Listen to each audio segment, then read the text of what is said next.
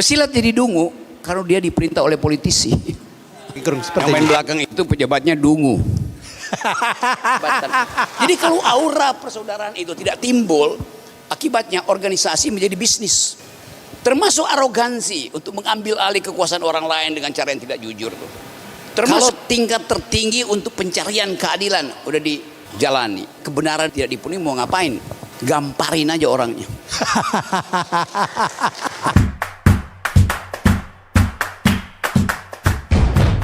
Hiruk pikuk tapi tidak bertumbuh. Bangsa ini kalau kita sebut sekarang membesar tapi tidak bertumbuh tuh.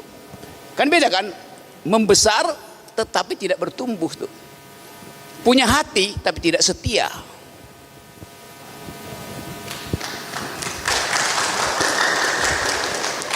Ya karena itu kita perlu setia hati. Jadi kemampuan kita untuk menilai kembali bangsa ini tidak mungkin lagi diandalkan pada kemampuan para politisi untuk memikirkan masa depan. Mereka sibuk untuk mengembalikan uang yang dikeluarkan selama kampanye.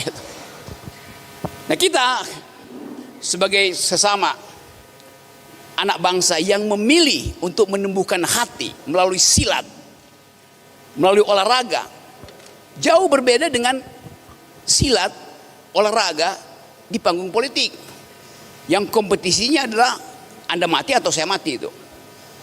Di dalam olahraga silat yang ada adalah Anda hidup dan hidupkan saya. Kan itu yang kita sebut kesetiaan pada hati itu. Jadi relevan sekali kalau kita bertemu hari ini dan memikirkan sumber energi rohani untuk merawat bangsa ini bukan ada di panggung DPR tapi ada di Pondok Haji PSHT. Wah, luar biasa. Ada di Pondok Hati Setia Hati Teraten. Luar biasa. Oke Bang, Ya. tadi sudah cukup membuat, sepertinya sudah agak panas sedikit ini. Walaupun cuma baru 1 menit berbicara panas. Sekarang ini Bang, kan kita ini sebagai warga negara Republik Indonesia. Okay. Kita mempunyai hukum katanya yang menjadi dasar. Tetapi ketika ada satu perkara bahwa hukum itu sudah selesai dan diputuskan oleh negara, kemudian setelah putusan negara itu sudah diputuskan, tetapi ternyata masih ada gerakan untuk main belakang supaya putusan negara itu dilaksanakan. Apa pendapat Bang Rocky Gerung seperti yang main ini? belakang itu pejabatnya dungu. Kan kalau kita nyatakan ini negara hukum, hukum sudah memutuskan. Fungsi pejabat adalah mencatat keputusan itu. Setelah mencatat, terbitkan SK-nya. Itu yang namanya administrasi hukum. Jadi kalau hukum sudah diputuskan, fungsi birokrasi mencatat dan menerbitkan kertas yang namanya keputusan. Begitu cara berpikir akal sehat. Negara hukum artinya kita yang berbeda harus sama di hukum yang satu itu. Kadang-kala mereka yang belajar hukum, profesor hukum bilang adil itu artinya kita sama di depan hukum. Enggak, hukum yang harus sama di depan kita yang berbeda, itu maksudnya. Namanya itu pejabat-pejabat yang menerangkan dengan terbalik itu kuda-kudanya itu enggak kuat. Jadi saya balik lagi Pak, bahwa banyak hal di negeri ini yang sudah diputuskan oleh hukum dibatalkan oleh politik. Kan ngaco kan? Yang sudah diputuskan oleh hukum dibatalkan oleh arogansi, oleh kesombongan. Nah kita diajarkan, saya sekarang pengurus Federasi Panjat Tebing Indonesia tuh. 2 bulan lalu saya bawa atlet saya ke Paris Olimpiade dan bawa pulang emas. Lalu saya masih dianggap sebagai penghujat negara, tidak bermanfaat bangga. Loh saya bawa pulang medali emas. Saya nggak bawa pulang cincin yang gede-gede di sini, cincin emas, enggak. Saya bawa sebagai simbol bahwa saya mencintai bangsa ini tuh.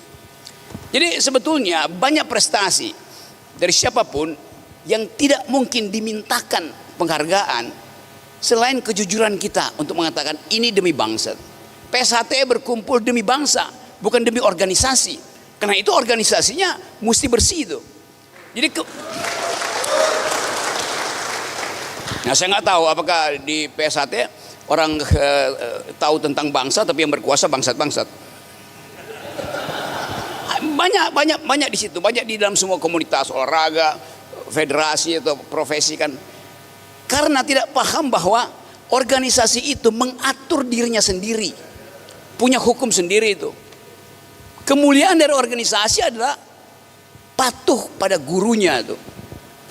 Tidak perlu patuh pada pemerintah sebetulnya. Pemerintah cuma kasih stempel, dan stempel itu adalah hak untuk dianggap bahwa ini sebuah organisasi itu.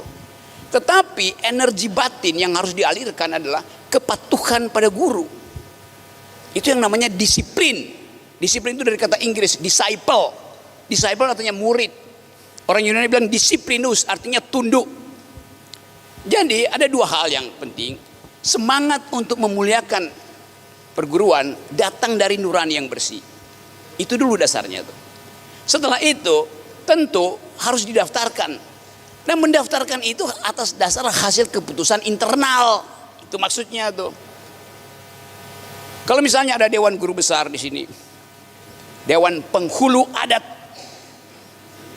Padepokan, apapun namanya, itu dipilih oleh mereka yang menganggap bahwa ada kemuliaan di dalam panitia itu. Mau disebut penghulu, dewan guru, dewan syuro, tetapi itu adalah etika di dalam kita tuh. Nah, etika itu yang mesti dipertahankan. Jadi dasar dari setiap organisasi, apalagi organisasi yang mengandalkan hati nurani, etika itu, kita peka terhadap ketidakjujuran, kita peka terhadap ketidakbenaran tuh. Setiap perwira, setiap pemegang samurai, setia pada janji samurai itu untuk tidak menggunakan samurai, bahkan untuk melukai lawan. Kalau bisa oke. Sebelum pedang dihunus, lawannya udah mengatakan oke, dia tidak akan hunus pedangnya. Karena dia menimbulkan aura persahabatan. Jadi kalau aura persaudaraan itu tidak timbul, akibatnya organisasi menjadi bisnis. Bahaya di situ. Cari keuntungan. Nah, kemajuan organisasi ditentukan oleh harga diri dari si pemimpin sendiri. Seringkali harga dirinya hasil dibeli itu. Jadi harga jualnya berapa, bukan harga diri lagi kan. Termasuk arogansi untuk mengambil alih kekuasaan orang lain dengan cara yang tidak jujur tuh. Termasuk kasakusuk untuk membujuk mereka agar supaya berseteru, supaya organisasi pecah. Kan itu bukan dasar dari iman seorang petarung. Waduh. Saya di atas di hadapan Bang Rocky saya terpancing nih, tentang mengambil alih kekuasaan itu. Wah, terpancing saya nih. Nah, mulai kita ini, ya, mulai, ya. Bang Rocky, sesuatu organisasi yang sudah tertata dengan baik, kemudian sudah sesuai dengan ADART, kemudian sudah diputuskan dalam mubes bersama, yang sudah diputuskan dan sudah tertata tangan, dipastikan bahwa yang seperti itu pasti ada orang yang setuju dan tidak setuju. Itu hal sudah biasa. Tetapi kalau tidak setuju, kemudian pengambil alian yang tidak sesuai dengan ADART itu pasti melanggar undang-undang, melanggar hukum yang sudah kita tetapkan. Bang Rocky, apa pendapat Bang Rocky dan caranya bagaimana kalau ada organisasi yang sudah resmi secara keputusan mulai mubes kemudian dikudeta, itu bagaimana cara untuk mengembalikan dengan baik? Itu sama dengan keluarga. Ada seorang bapak memimpin keluarga, tapi kemudian dia anggap bahwa keluarga itu tidak mencintai dia. Lalu dia keluar, dia bikin keluarga sendiri. Problemnya kenapa dia tidak cintai keluarganya, itu masalahnya. Jadi dia mesti mawas diri, evaluasi dirinya. Kenapa dia tidak dicintai oleh anak-anaknya sehingga tidak disebut sebagai bapak itu. Jadi kemampuan kita untuk mendeteksi pemimpin yang berupaya secara kasar memberantakkan keluarganya, lalu mendaftarkan diri sebagai bapak, kan itu namanya bukan pengecut, tapi tidak mampu untuk menghasilkan rasa hormat pada dirinya sendiri itu. Itu dasarnya kan.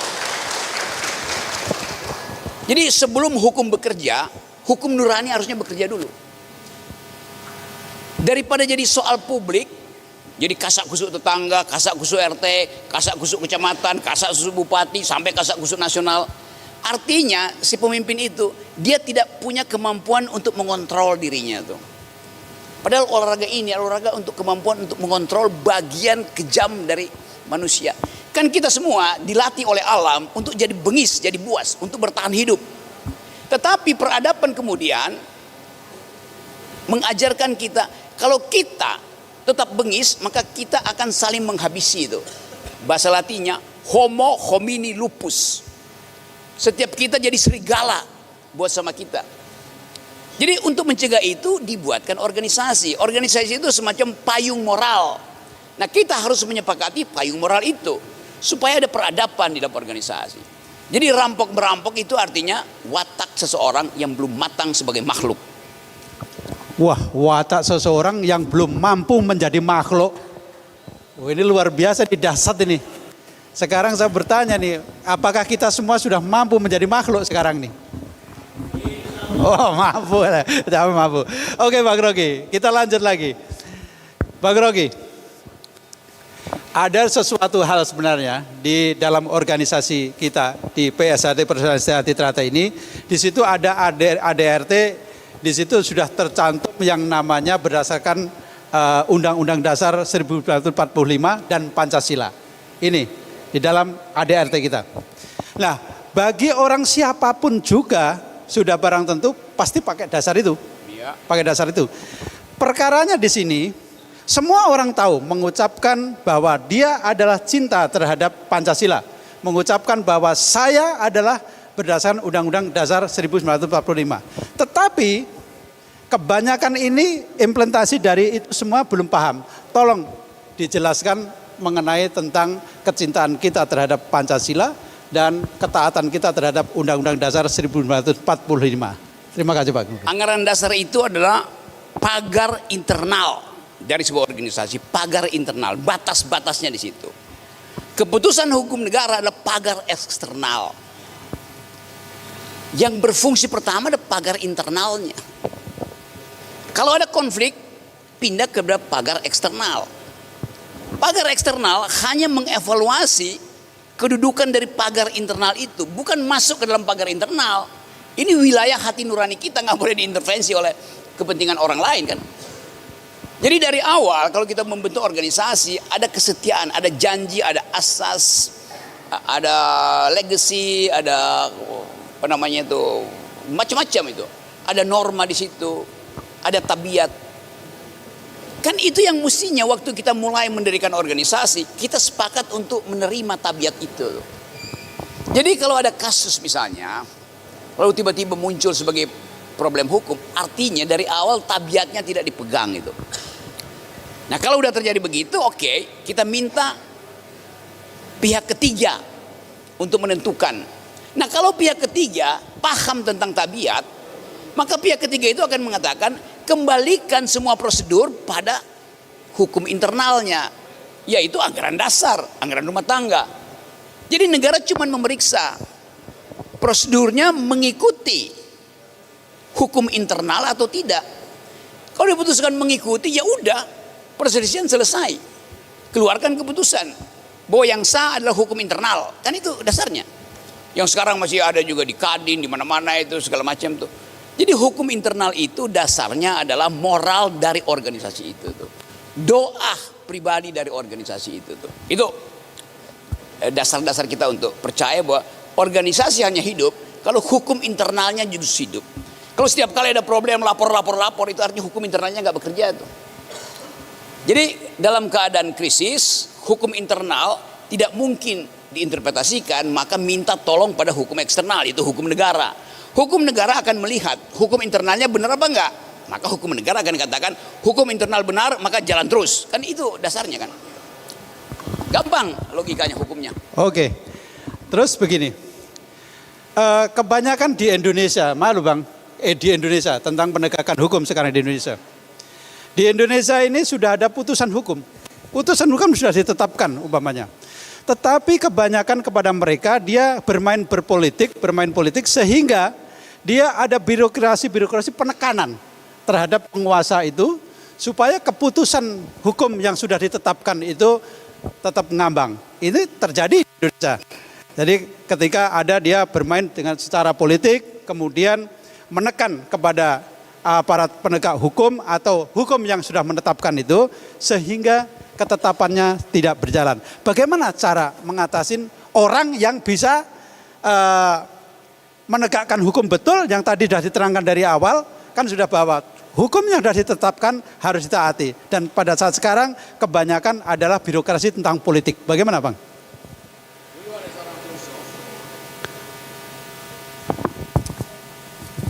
Ditanya hal yang sama.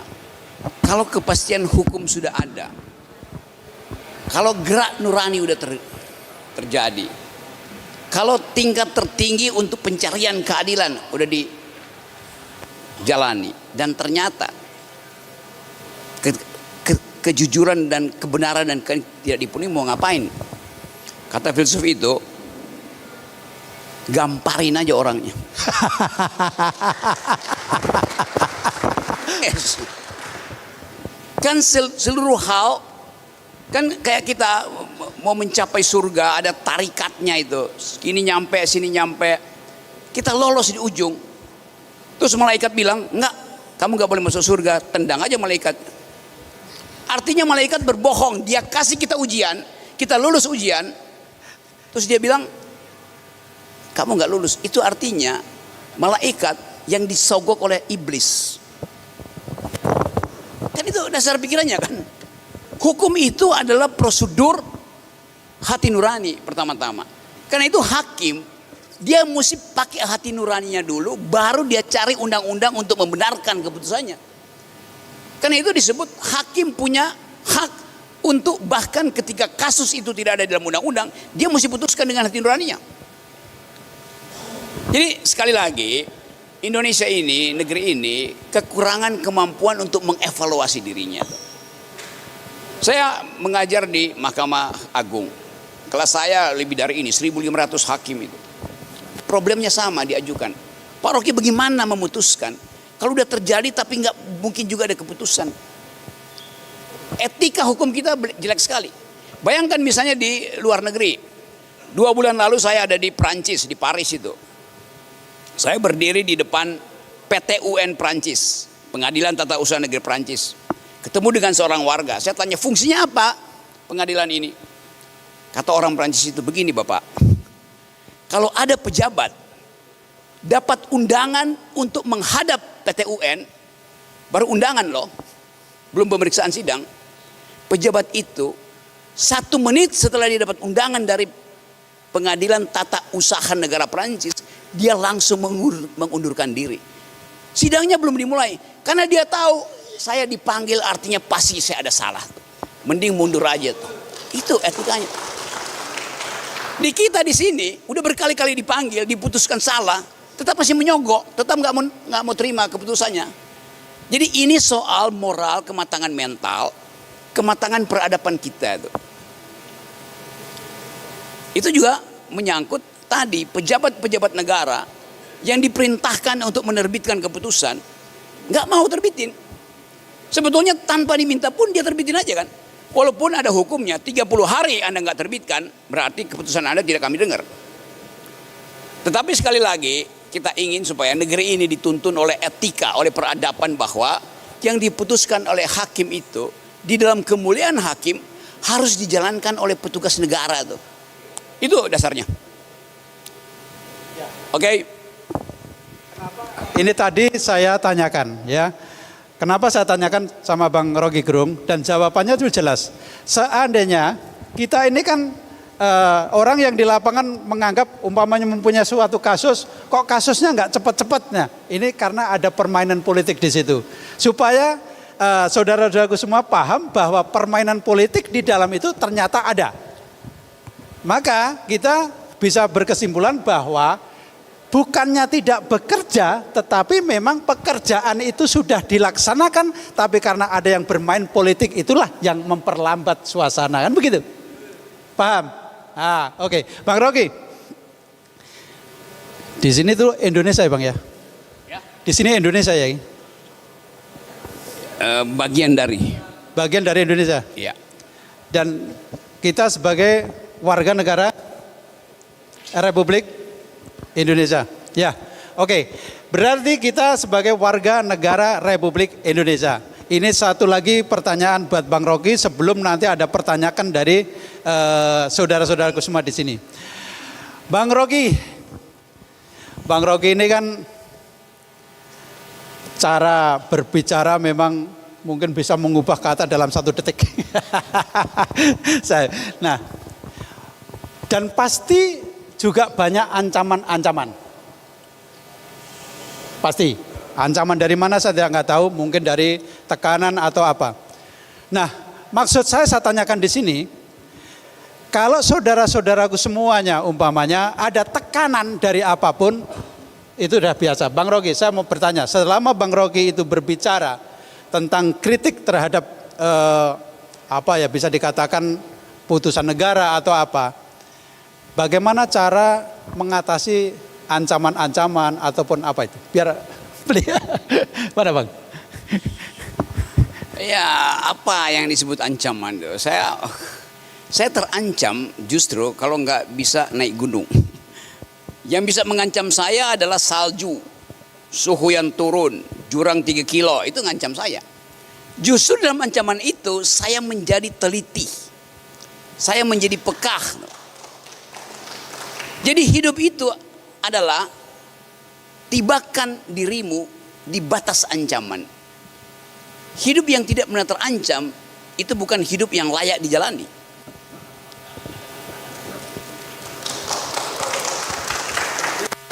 Soal ancaman politik, WA saya ini setiap hari disadap. Maki-maki, ajak berkelahi, ajak mau dibunuh segala macam. Ya udahlah. Kalau memang berani datang aja kan, nggak ada soal kan.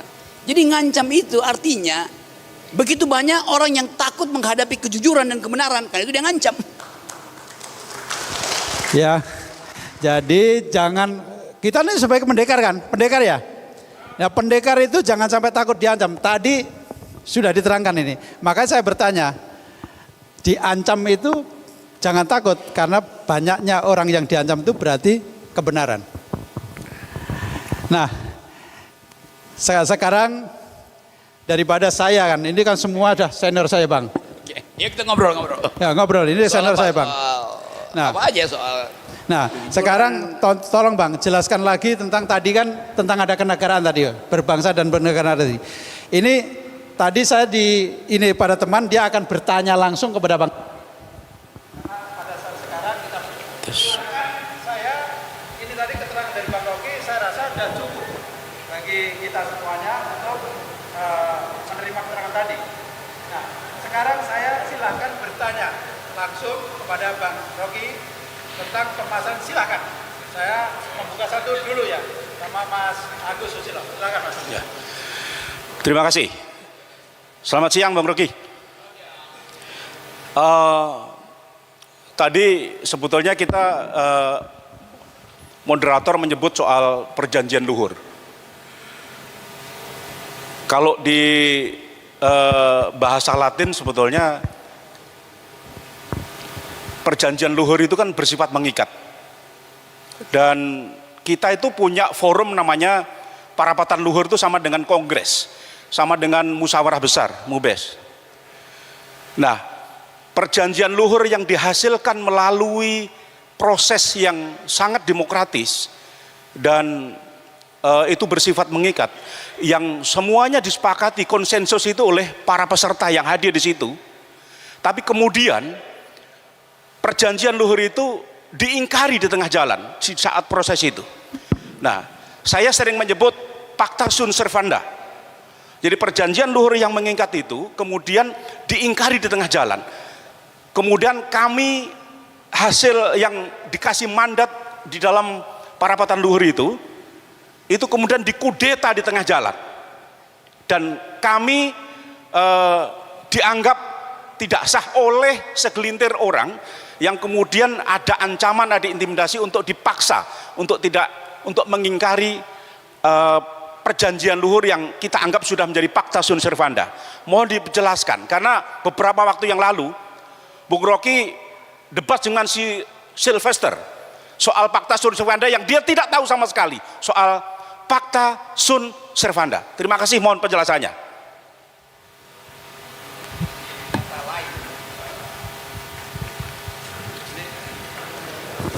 Oke, kata lain dari perjanjian luhur, perjanjian itu adalah sesuatu yang selalu sifatnya luhur, karena itu janji terhadap peradaban. Tetapi komunitas yang membuat janji itu namanya corpus justitia.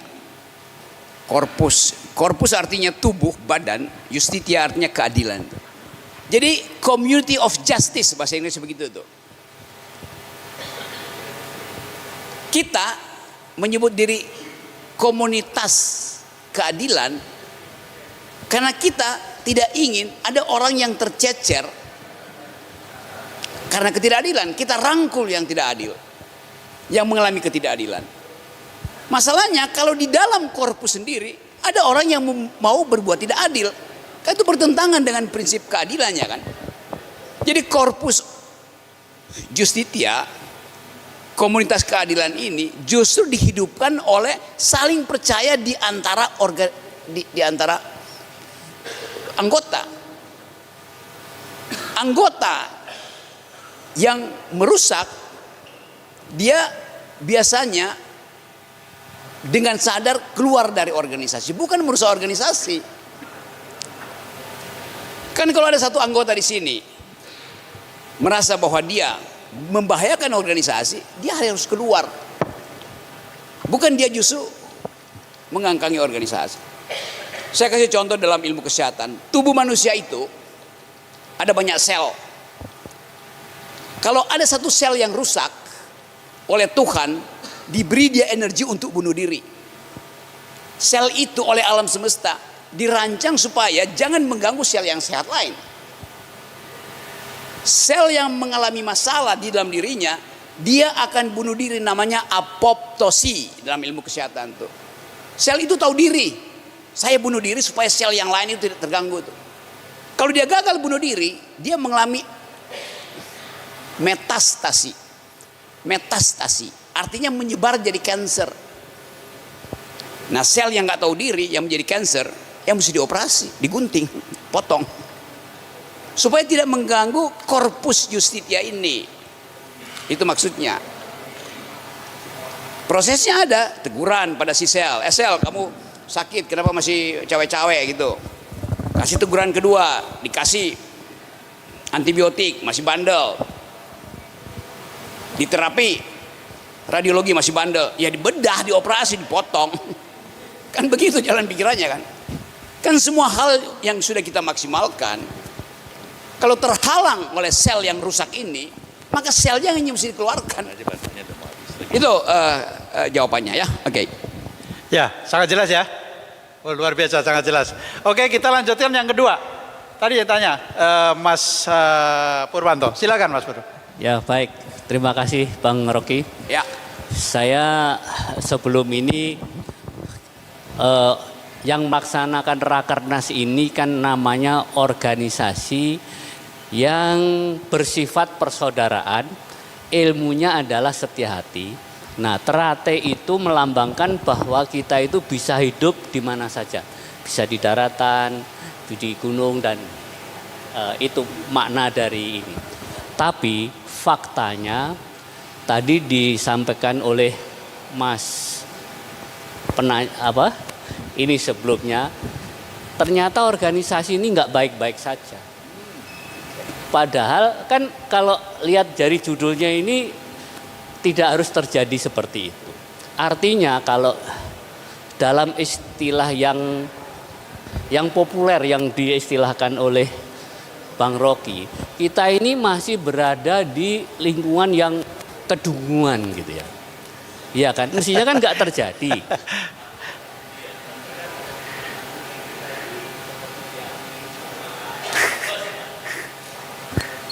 Pas tadi ya kita ini masih apa?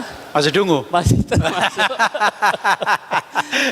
Tapi Bang Rocky, saya tidak ingin membahas kedunguan yang ini, tapi saya ingin melanjutkan kedunguan yang tadi sebetulnya secara garis besar sudah bahas.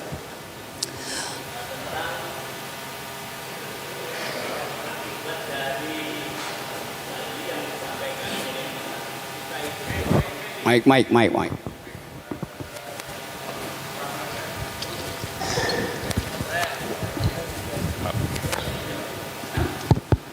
Berkonflik di pengadilan itu sejak tahun 2017 dan pada awal 2024 ini sudah puncaknya.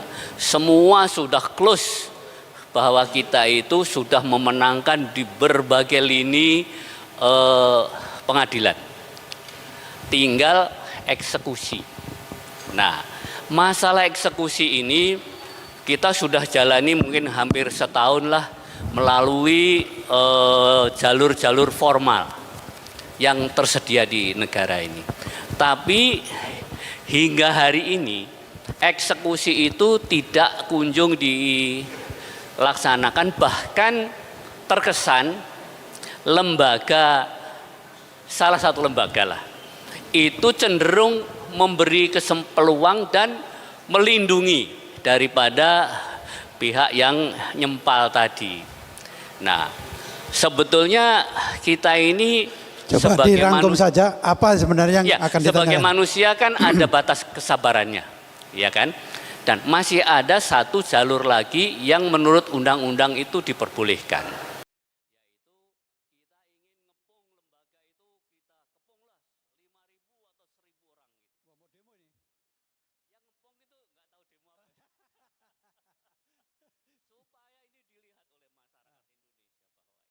Nah, kalau kita melakukan itu, Bang Rocky, padahal ini sebetulnya tinggal sedikit saja, tinggal diputuskan oret-oret tadi yang itu sudah selesai.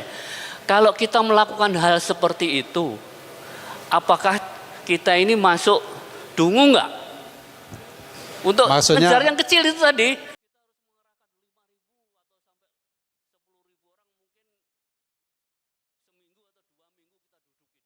Ya, oh begitu Bang Rocky. Sepertinya seperti itu. Supaya pemerintah itu memberi perhatian kepada rakyatnya yang sudah berjalan dengan baik. Oke, udah paham, udah paham. Terima kasih. Udah paham ini. Kepanjangan kan? Masih Bang Rocky. Coba Bang Rocky, mana? Kalau tenaga dalam.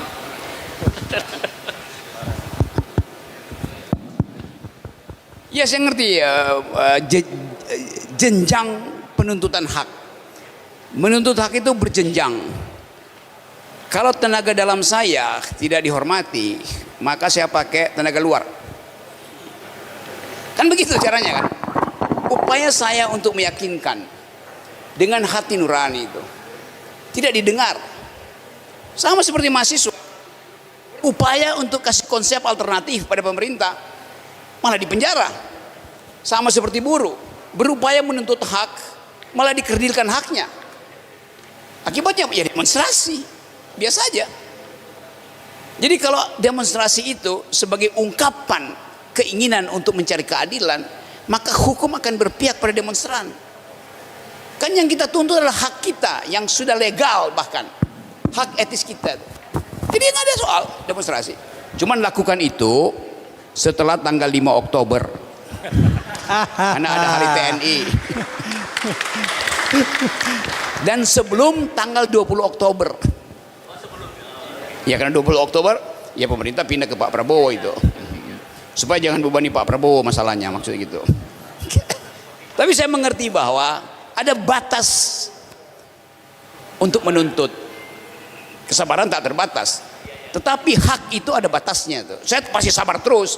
Tapi kalau hak saya diacuhkan oleh orang yang seharusnya diperintahkan oleh undang-undang untuk memberi hak itu, maka orang itu artinya melawan nurani dia sendiri.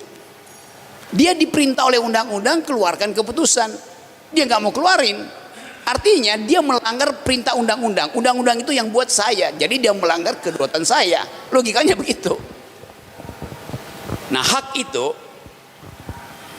harus diperjuangkan. Kata pepatah begini, freedom is not a gift from a state or a leader, but the possession to be won every day by the effort of each and the union of all. Bahasa Kalimantannya bunyinya begini.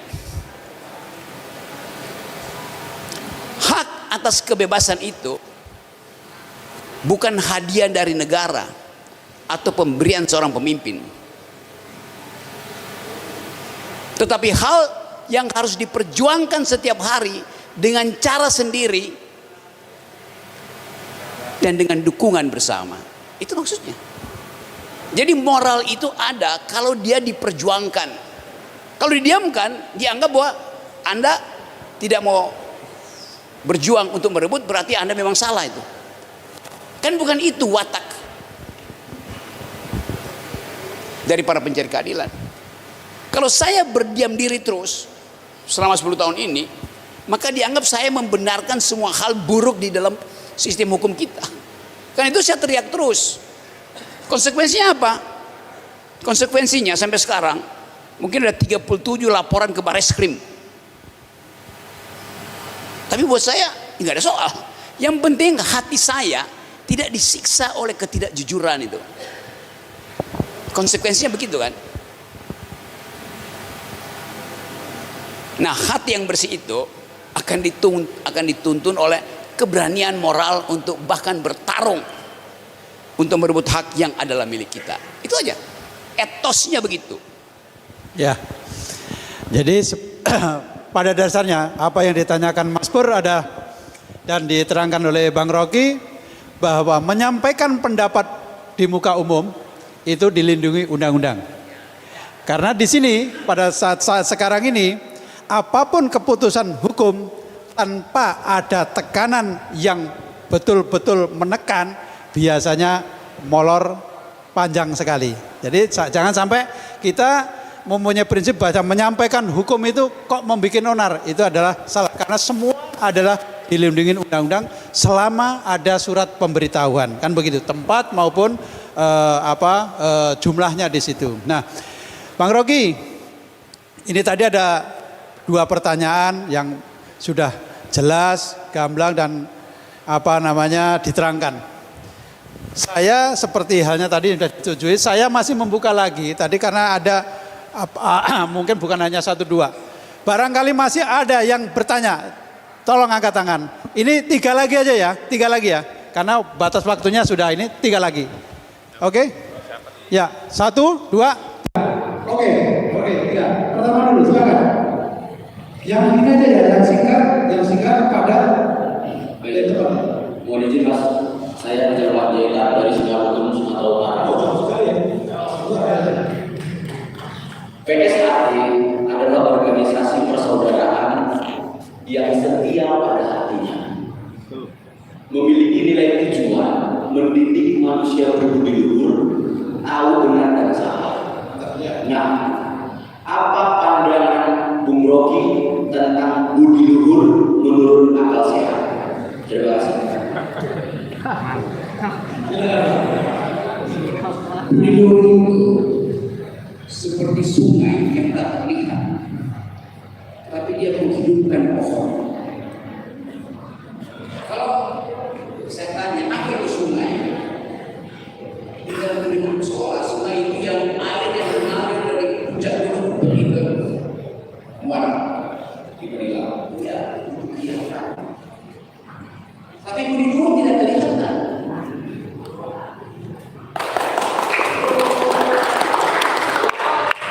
Kalau saya bilang di depan saya ada sungai, 1, 2, 3, 4, akhirnya saya 5, ada 7 sungai.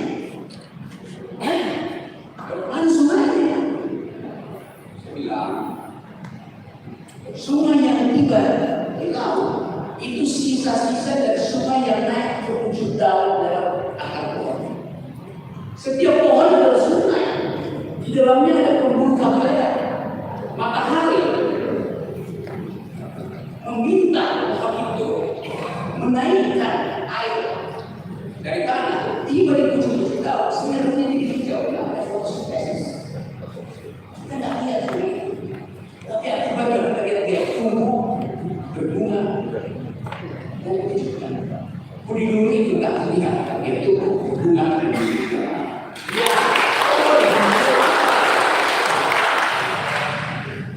Sudah puas ya? Berarti pada sore hari ini kedatangan Bang Rocky dulu di sini kebanyakan tingkat 2 semuanya ternyata belajar PS hari itu Bang Rocky. Oke ya, sudah puas ya? Oke, yang kedua silakan Pak. Oke. Selamat sore Bang Rocky. Bang Rocky, kita mempunyai historiografi mengenai organisasi kita. Kalau kita lihat historinya, organisasi kita sudah berusia 102 tahun. Menjelang 1 abad, ternyata kita itu kesandung permasalahannya. Asal dari organisasi kecil yang tadinya berasal dari kota Madiun, sekarang sudah seantero Nusantara ini ada. Pertanyaannya, apakah kalau organisasi sebesar sudah mencapai seantero ini, apakah ada sandiwara politik untuk mencegah supaya SH Trate ini tidak boleh maju? Satu, apakah ada memang backing yang tidak mengendaki organisasi Setia Hati Trate ini tidak boleh berkembang? Terima kasih. Silakan Bang. Siapa yang bisa mencegah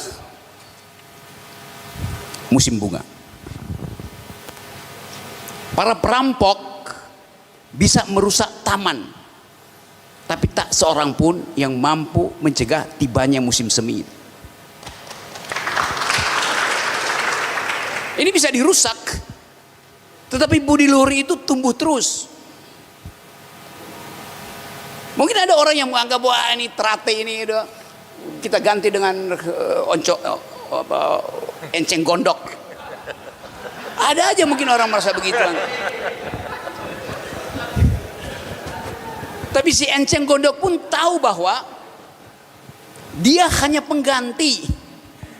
Enceng gondok akan malu pada Trate. Dalam kebersihan budi luhur itu, Trate hanya mungkin punah kalau matahari berhenti bersinar.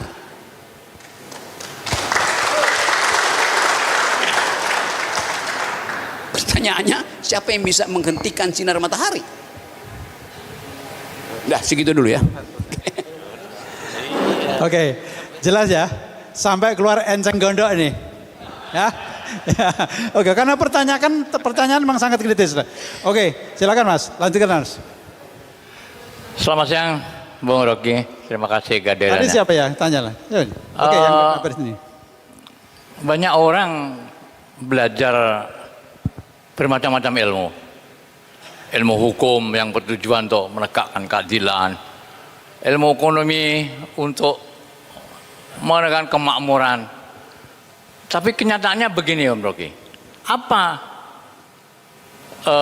usaha filsafat, ilmu filsafat yang Bung Rocky kuasai dan sebagai seorang filosof, saran-saran Anda dalam mengkritisi atau mendudukkan ilmu-ilmu tersebut yang sebenarnya dalam tujuannya? Terima kasih. Ilmu filsafat itu bersilat dalam pikiran. Ya ada ilmu ekonomi, ada ilmu teknik. Buat bangun gedung ini saya cuma perlu 2 rumus fisika itu. Satu tentang metal fatik. Ilmu tentang kelelahan metal. Sebeban apa metal itu supaya tidak fatik, artinya apa fatik ya? Ya lelah. Fatik, kelelahan metal. Metal fatik. Untuk mengukur pembebanan. Yay. Rumus kedua yang saya perlu tahu adalah safety factor. Faktor S itu. Kalau saya tahu 2 rumus itu, saya bisa pastikan saya bisa bangun gedung ini tanpa takut runtuh. Hanya dengan 2 rumus itu. Ilmu ekonomi hanya butuh 2 rumus. Berapa banyak demand-nya supaya saya bisa supply sebanyak itu. Demand and supply itu. Gampang. Ilmu kimia mudah sekali. Katalisator apa yang memungkinkan saya mencegah aglutinasi supaya tidak terjadi penggumpalan darah misalnya.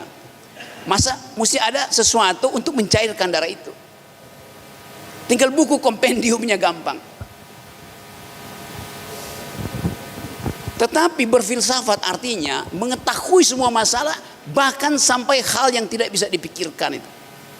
Tetapi dalam filsafat harus dilayani dengan kegembiraan, tidak boleh sangat kaku tuh. Kalau kamu misalnya teman-teman, kalau dia ada di situ, saya main bulu tangkis dengan dia tuh, tak, atau dia lempar ke saya bisa ukur, oke. Saya bisa kira-kira kecepatan angin, gravitasi, dan sudut elevasi. Oke. Dapat saya itu. Ada kepastian bermain bulu tangkis. Tapi kita tidak punya rumus untuk bermain layang-layang. Gimana caranya menangkap layang-layang? Ada nggak rumus untuk menangkap layang-layang? Anda nggak tahu layangnya pergi kemana, tetapi Anda menikmati cara menangkap layang-layang. Filsafat juga begitu. Kita nggak tahu arahnya kemana, tapi kita nikmati. Jadi menangkap bola itu ada rumusnya. Menangkap layang-layang tidak ada rumusnya. Lebih enak mana? Menangkap layang-layang atau menangkap bola? Menangkap layang-layang ada kegembiraan anak-anak tuh. Layangan putus itu justru itu yang ditunggu oleh anak-anak. Jadi kalau kita menangkap layang-layang, kita bermain dengan layang-layang sebetulnya, atau kita dipermainkan oleh layang-layang tuh. Kalau main badminton kita mempermainkan bolanya. Bermain layang-layang kita dipermainkan oleh layang-layang. Nah, saya mau terangkan itu bahwa hidup itu ada di dalam kondisi permainan supaya gembira terus itu. Jadi semua hal yang kita inginkan dihidupkan oleh organisasi misalnya. Pakai prinsip kita lagi bermain layang-layang. Kegembiraan itu mesti dihidupkan terus. Sambil memastikan bahwa layang-layang kita tidak putus karena tersangkut pada seseorang yang tidak bisa main layang-layang. Ada aja orang yang nggak bisa main layang tapi maksa main layang-layang. Ada aja orang yang nggak bisa menikmati permainan layang-layang, lalu dia bawa bambu untuk nangkap di atas. Itu curang namanya tuh. Jadi satu poin yang mau saya terangkan adalah kemampuan kita untuk menempatkan diri sendiri di dalam semua permainan itu adalah keputusan moral masing-masing, pertanggungjawaban moral dia. Nah, itu yang kita sebut sebagai pelanggaran etis organisasi. Jadi seseorang yang melanggar etis organisasi, artinya dari awal dia tidak tahu bahwa dia diundang untuk bermain dengan jujur.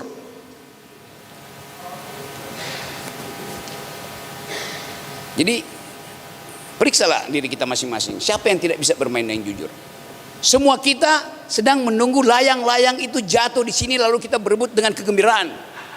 Tiba-tiba ada orang, dia ambil bambu ini, petaka ini, dia tunggu di atas. Dia curang tuh namanya. Yang curang itu diganjal aja kakinya. Membuat layang-layang itu gampang. Hampir semua orang bisa membuat layang-layang. Tetapi ketika layang-layang sudah diterbangkan, untuk menangkap layang-layang itu sangat susah. Anak kecil paling dia menunggu bagaimana layang-layang itu putus, kemudian dia berebut. Yang terakhir, setelah ibu, nanti saya akan memberikan kesempatan karena di sini ada 2 pendekar hukum kita. Ya, Wer ngapa? Oh ya, oke silakan Bu. Izin Bang Rocky, ini kita santai saja, tidak usah tegang-tegang. Salam akal sehat Bang Rocky. Oke, Bu. Ini Siap. Sebelumnya saya ingin bertanya sama dulur-dulur semua ini. Bang Rocky pakai baju begini pantas enggak dulur-dulur? Pantas enggak? Pantas Bang Rocky. Ini mungkin karena saya yang ngefans atau karena memang kelihatan seperti 20-25% lebih karismatik begitu. Ya. Karena ada hati bersinarnya. Iya, hati bersinar itu ya mungkin. Ya, begini Bang Rocky. Indonesia mempunyai sebuah lambang Garuda yang dia lambang Garuda. ya, yang kakinya mencengkeram sebuah tulisan Bhinneka Tunggal Ika. Itu sebagai pemersatu. Di PSHT juga demikian Bang Rocky. Oke. Anggota kami dari Sabang sampai Merauke sudah merata. Semua sepanjang mereka memakai yang ada di sebelah kiri Bang Rocky itu hati bersinar, maka mereka adalah saudara kita. Seperti itu. Fokus pertanyaannya apa? Siap, pertanyaannya. Kapan Bang Rocky ada di jajaran kami sebagai pemersatu bangsa? Sekarang sudah ada di sini.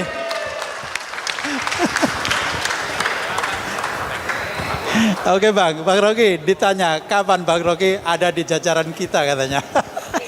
Saya tanya balik. Kapan saya pernah batalkan kehadiran saya?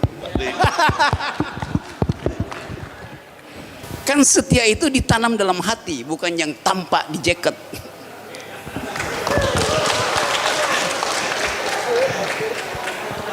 Oke Bu, salam teratai. Oke ya jelas, memang tujuannya kan di sini. Ini ada yang bertanya lagi? Ya satu. Waduh. Ya Jin. Oke. Tapi ini terakhir ya. Mas Nano juga sama. Oke ya, oke kedua. Tapi sudah ya, dua ini aja ya. Karena ini akan saya berikan kesempatan untuk pendekar hukum saya. Pendekar hukum kita untuk ikut berbicara. Bertanya ke Bang Rocky. Ya silakan. Oke Jin, memperkenalkan diri saya Jito dari Pacitan, Jawa Timur. Pacitan. Ya. Maaf Bang Rocky, biasanya kalau saya pegang HP ya, kalau keluar berita Bang Rocky saya scroll. Gak demen gitu ya. Ya saya mungkin bukan bagian dari kelompok dungu. Tapi satu pertanyaan atau mungkin saran, bagaimana dengan tadi sudah beberapa permasalahan PSHT yang sudah disampaikan oleh beberapa teman-teman yang ada di sini. Hanya satu pesan, saya minta pesan kepada kami, Bang Rocky, ya mudah-mudahan pesan jenengan masuk ke saya. Itu, bagaimana PSHT tidak menjadi kaum dungu saja. Dengan kondisi konflik seperti ini, bagaimana PSHT tidak menjadi kaum dungu? Terima kasih. Bagaimana PSHT tidak menjadi kaum dungu ya? Dungu toh? Ya, iya Bang, itu Bang.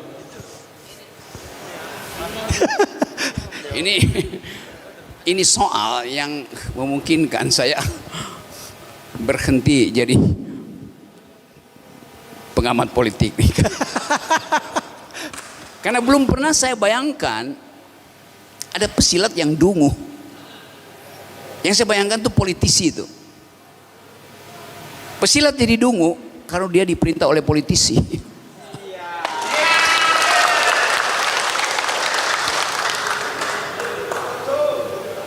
Udah cukup ya itu aja. Sudah cukup Pak Jito. Berarti Bang Jito sekarang bertobat, nanti langsung minta maaf loh. Oke, silakan Mas Rano. Silakan. Selamat siang Bang Rocky. Salam akal sehat. Iya, salam. Bang Rocky ini baru pulang Olimpiade dapat 1 emas.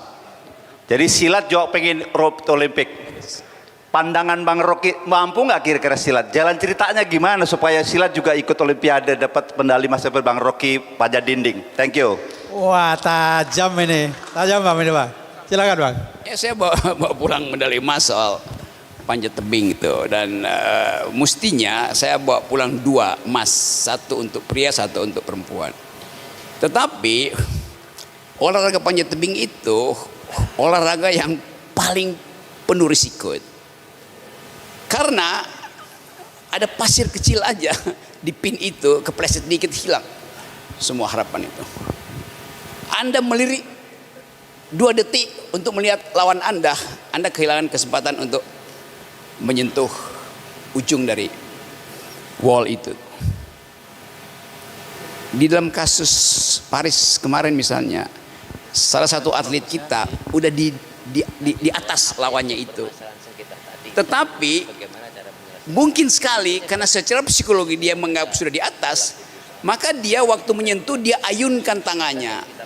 Maka terjadi gerakan parabolik. Lawannya itu tertinggal, tapi dia sundul dengan cara lurus. Nah, kita periksa itu di komputer. Selisihnya 0,006 detik. Artinya 6/1000 detik. Kalau main badminton masih bisa kita hitung. Bola masih bisa hitung. Tapi panjat tebing itu betul-betul ukurannya 0,0 sekian detik.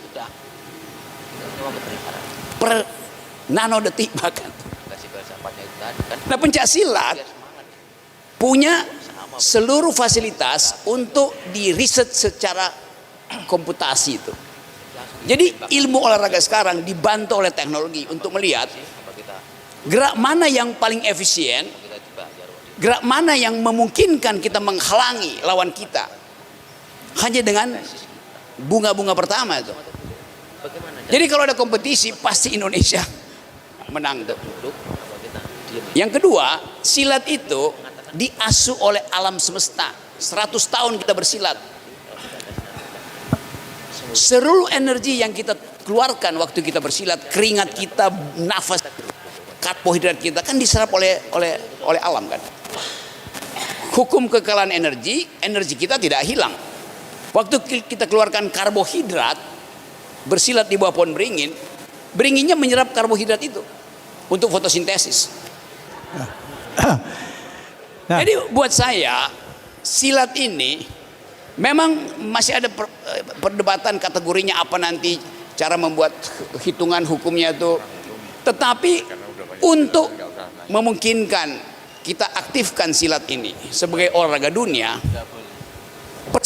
persaudaraan silat ini dibikin dulu utuh supaya orang tahu bahwa tubuh para pesilat dibentuk berdasarkan nurani yang setia. Itu filosofinya. Nah, selebihnya kita manfaatkan teknologi. Semua olahraga sekarang pakai teknologi. Nah, teknologi batin ini yang sedang bermasalah di kita. Ada kemampuan batin kita untuk merawat energi kesetiaan, itu yang jadi soal hari-hari ini. Ya. Ternyata Bang Rocky ini juga sudah tadi diceritakan membawa 2 emas untuk Indonesia. Berarti Bang Rocky ini cinta Indonesia atau tidak? Cinta Indonesia tidak? Jadi apa yang dipersembahkan untuk Indonesia, Bang Rocky ikut andil di Indonesia. Oke, karena tadi sudah banyak pertanyaan semuanya tentang hukum juga ada.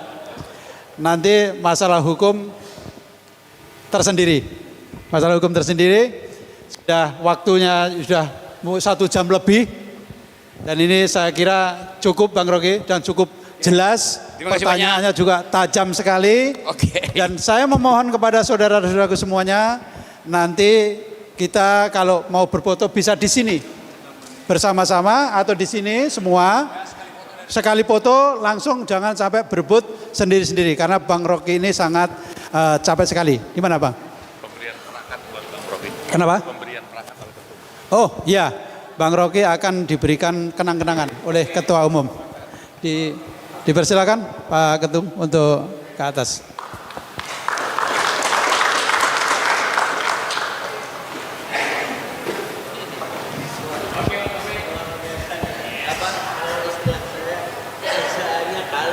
Ada ya. Ketukan tentang 1 abad CS1. Ya, mudah-mudahan bermanfaat.